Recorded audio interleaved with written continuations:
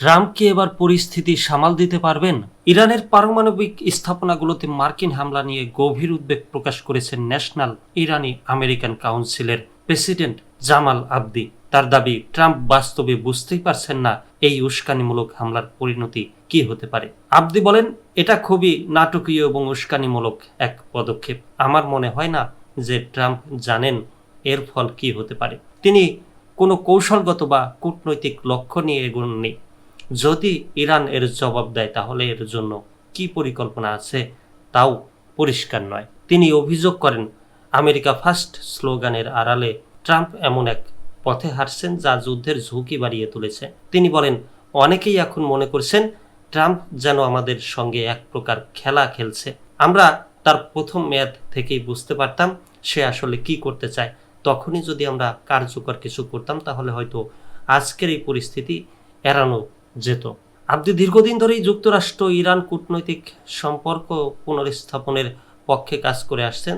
তার মতে ট্রাম্পের এই পদক্ষেপ কেবল উত্তেজনা বাড়াবে এবং মধ্যপ্রাচ্যে আরও বড় সংঘাতের আশঙ্কা তৈরি করতে পারে। তিনি প্রশ্ন তোলেন, ট্রাম্প কিভাবে নিশ্চিত করবেন যে এই ঘটনার পরিণতি যুক্তরাষ্ট্র বা বিশ্বের জন্য ভয়াবহ হবে না।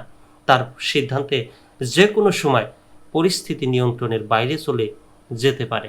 জামাল আবদির মতে ট্রাম্প এ হামলার মাধ্যমে কেবল নিজের রাজনৈতিক অবস্থান শক্ত করার চেষ্টা করছেন, অথচ বাস্তব কূটনৈতিক বা সামরিক পরিণতি নিয়ে তিনি চিন্তাই করেননি। এখন দেখার বিষয় পরিস্থিতি কোন দিকে মন নেয় বলে মন্তব্য করেন তিনি।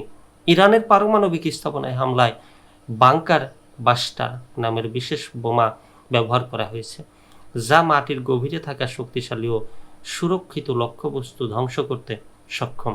এর আগে নিজের মালিকানাধীন সামাজিক যোগাযোগ মাধ্যম ট্রুথ দ্য সোশ্যালে ট্রাম্প লেখেন, আমরা ইরানের ফোর্দো, নাতানজ ও ইস্পাহান এই তিনটি পারমাণবিক স্থাপনায় খুবই সফলভাবে হামলা চালিয়েছি।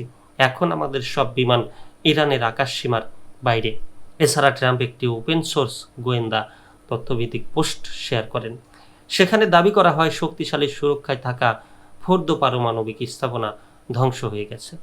ফোর্দো হচ্ছে ইরানের সবচেয়ে গোপন ও সুরক্ষিত পারমাণবিক স্থাপনাগুলোর একটি। এটি কোম প্রদেশে একটি পাহাড়ের নিচে অবস্থিত এবং বহুদিন ধরে ইসরায়েলের অন্যতম প্রধান লক্ষ্যবস্তু বলে বিবেচিত।